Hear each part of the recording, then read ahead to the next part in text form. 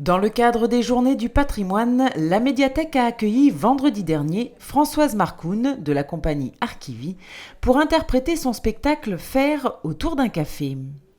Après avoir partagé le verre de l'amitié, la comédienne a donc invité le public à entrer dans l'univers minier.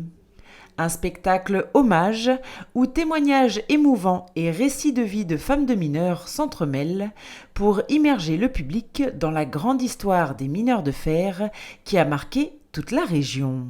Le projet naît au décès de mon père.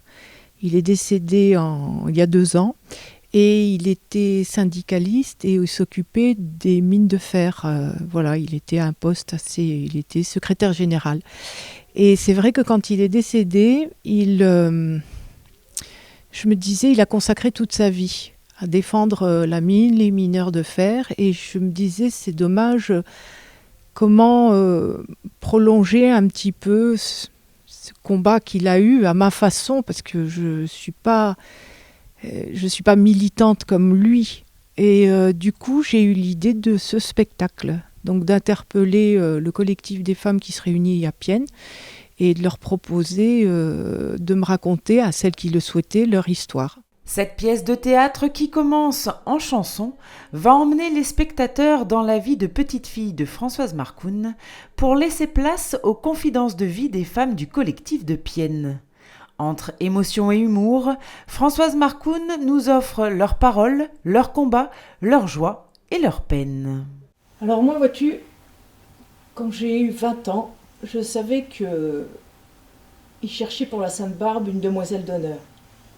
Et moi, je me trouvais plutôt beau brin de fille et je me suis dit, j'aimerais bien qu'il me prenne. Et j'en rêvais. Et mon père est arrivé, il a dit non, hors de question, ma fille, elle fera pas le jeu des patrons. J'étais déçue. J'étais triste, j'étais même au désespoir. Je ne comprenais pas cette histoire, faire le jeu des patrons. Bon, maintenant j'ai compris. Mais bon, quelques années après, c'est mon frère qui a été choisi comme garçon d'honneur. Et là, mon père n'a rien dit. Ah oui, mais à l'époque, on ne faisait pas pareil, les garçons, les filles. Moi, vois-tu, Françoise, au bal de la Sainte-Barbe, je donnais le bras à mon beau-père. En fait, nous étions 2 demoiselles d'honneur, de part et d'autre d'un mineur. Il y avait aussi celui qui représentait le vieux mineur et au-devant, des enfants, lui en mineur, elle en Lorraine. Et puis le soir, on allait au bal et moi je dansais avec mon mari. Il ne savait danser que la marche. Alors on dansait la marche. Et puis quand il avait bu un verre, 2, 3, 4, beaucoup, il ne dansait plus. Et moi j'avais intérêt à faire attention à qui j'accorderais la prochaine danse. C'était difficile en général de raconter, de parler de l'alcoolisme. Ça, c'était très difficile. Des coups aussi, c'est difficile. Mais globalement, vous savez, quand on entre dans la maison d'un mineur, on dit ça aussi des gens de l'Est, on entre chez eux, on entre dans la famille. Hein. Donc, ça a été plutôt simplement. C'est des gens tout simples, sans chichi. Et donc, on est bien tout de suite. On entre dans la cuisine et on est accueillis. Et on prend le café, ah oui, c'est... Incontournable. Ces échanges se sont passés autour d'un café, d'où le titre de cette pièce de théâtre, qui au-delà de montrer de beaux visages de femmes et un hymne à la solidarité, évoque l'implication de ces femmes, leur rôle et leur soutien auprès de leur mari. C'est un réel hommage à toutes ces femmes de l'ombre. C'est un devoir de mémoire, c'est un hommage à mon père, c'est un hommage à ma mère aussi. Et c'est un hommage, je dirais presque, à toutes les femmes. Parce que on a toujours eu l'habitude, depuis des années maintenant, des femmes s'affranchissent bien évidemment, on a des choses, on parle de parité, des choses comme ça, mais on a quand même à l'intérieur de nous, dans nos éducations, je trouve encore très prégnant cette façon d'être dans l'ombre ou d'être en retrait ou discrète. Que pensez-vous de monter un collectif de femmes ? Ah non, moi je ne sais pas parler la politique, je ne saurais pas, je ne sais pas quoi dire, non, je ne sais pas faire ça. Non. Non, mais on va vous aider.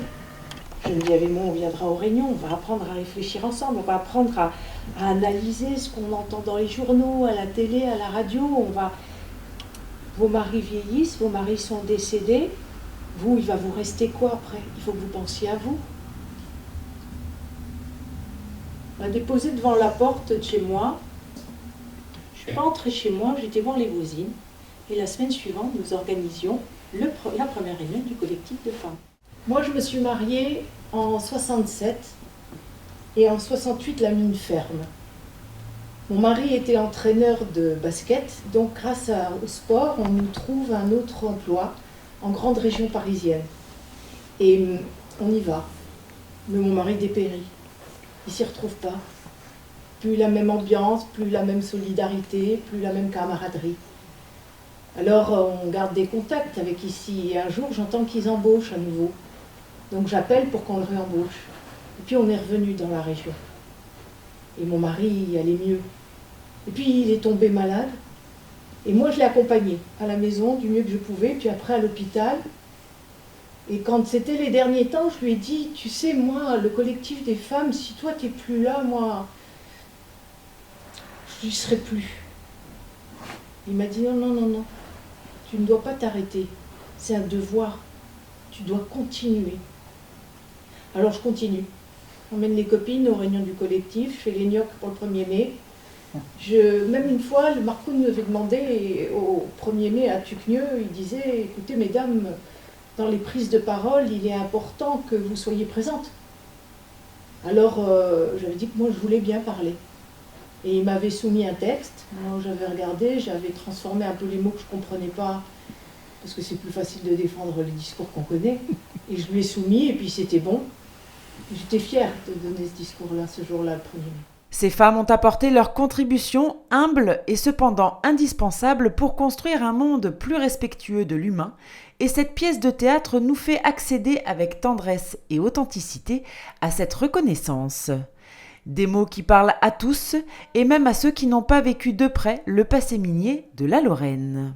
Dans l'Orne, j'ai été jouée 2 jours à l'occasion des Journées du patrimoine, parce que ça fait partie de l'histoire, et je trouve que les gens sont vivants, et c'est important d'être un témoignage vivant. Après, il restera toujours le papier et les pierres pour se souvenir, mais si on peut se parler entre vivants, c'est mieux. Moi, je suis née en 32, à Valleroy.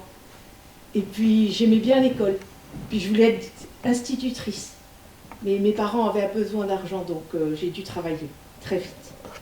Je me marie, j'ai 4 enfants. Et suite à un éboulement de minerai, mon mari se retrouve paralysé, le bassin complètement écrasé. Et puis il meurt quelques années après. Mais c'est drôle parce que ce décès-là, ça m'a rendue plus déterminée. Comme si ça me renforçait dans mes convictions. Puis je touchais une allocation orphelin, mais je ne touchais pas la rente accident du travail. Je ne comprenais pas. J'avais écrit, on ne me répondait pas. Après une nuit d'insomnie, je prends le train et je vais faire le siège de la sécurité sociale minière.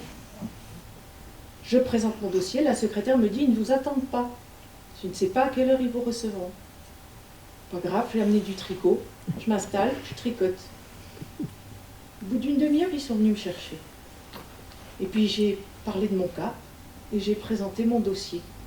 Je suis repartie. Au bout de 15 jours, j'ai touché la rente accident du travail.